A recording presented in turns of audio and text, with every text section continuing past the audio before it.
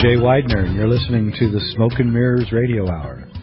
We're on every Monday through Friday, 6 to 7 in the Pacific, 9 to 10 on the East Coast, everywhere. We're on the Internet, sacredmysteries.com, jayweidner.com, rents.com, and smokeandmirrorsradio.net.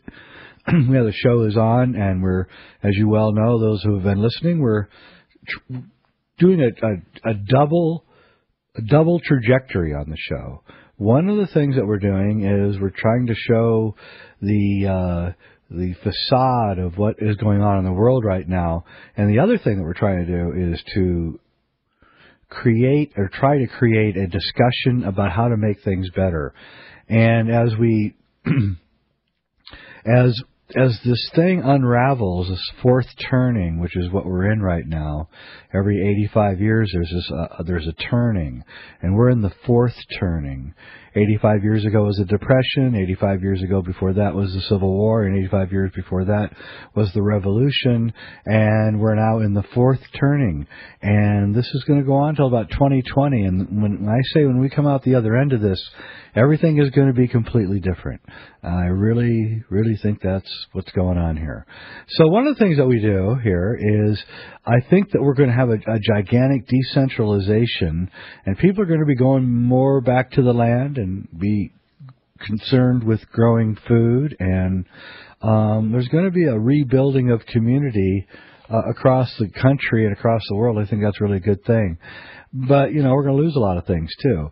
And so one of the things that Sacred Mysteries is trying to do is preserve some of this sacred knowledge that's out there so that when this fourth turning occurs, we can take that knowledge back into whatever happens to us and through us and use it for our health and for our spiritual connectedness and things, and so it's equally important. It's important to know how to survive in the coming changes, on a physical level, but it's also important to survive spiritually, and I think you need to do both. Otherwise, it's going to be quite incomplete. So I think it's really important to take some of the stuff that we know that we've gathered from all this research, from all these people who've gone all over the world and have gathered up a lot of this incredibly important spiritual information, almost like spiritual anthropologists. And they've brought it back to us, and I think we need to really appreciate what these people have done for us. Segueing in, and one of those people is my guest tonight. Shanti Shivani went to India and has brought back some of the most incredible knowledge for us to share in. She's, of course, made a DVD with Sacred Mysteries called Sound Yoga, Nada Yoga, and that's really what it is. It's sound yoga. And so, Shanti, are you here? Yes, I'm here. Hello, Jay. Wonderful to be on your show. Yeah, it's great to have you here. One of my favorite people. Okay, Shanti. Same here. Yeah. Shanti, what's your website? I never got it from Daniel. What's your website? ShantiShivani.com. ShantiShivini.com. V-A-N-I, like Siva. It comes from Siva. Ah, all right. So that's where you can go to find out more information about it. But before we get into your work and all that, tell us a little bit about yourself, where you came from and where you're going and what you're doing for the world. Gosh, where I came from.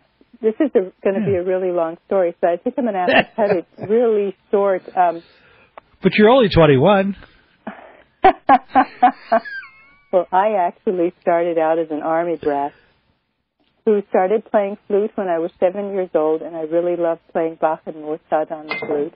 And then, of course, because I was an Army brat, we were always moving back and forth every 3.5 years from Germany to the States and Germany and the States. And then in the end, I remained a nomad, and I remained somebody because of the multi-ethnicity that I was always exposed to. That's the one thing I really loved about being an Army brat, was to have these friends who were from all these different cultural backgrounds. Like one of my friends was a gypsy. The other one was, her mother was Persian, her father was Native American. So very young, I was always very much interested in cultures, in ancient cultures. And when I was 13, I was very much into Egypt, and I read all about Egypt, and then, of course, the Mesoamerican cultures, and always wanted to go to Machu Picchu. And then in the end, when I finally got around to wanting to go to Machu Picchu, at that time I was working in the film business as a production manager.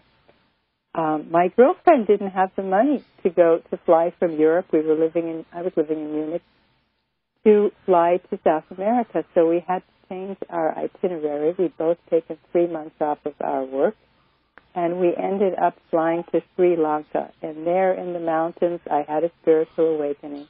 And my inner voice said that I needed to make a pilgrimage to the Himalayas.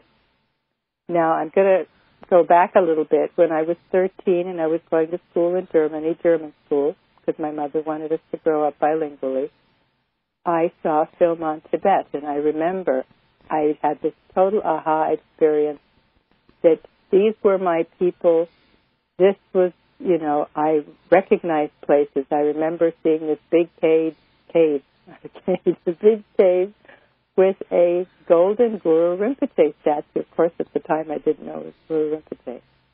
And I just knew that cave, and I knew this culture and these people. And so then when I got the message that I was to make a pilgrimage to the Himalayas, I, of course, was, okay, I'm going to go and see the Dalai Lama, and I'm going to meet the Tibetan people, and hook up with my past life.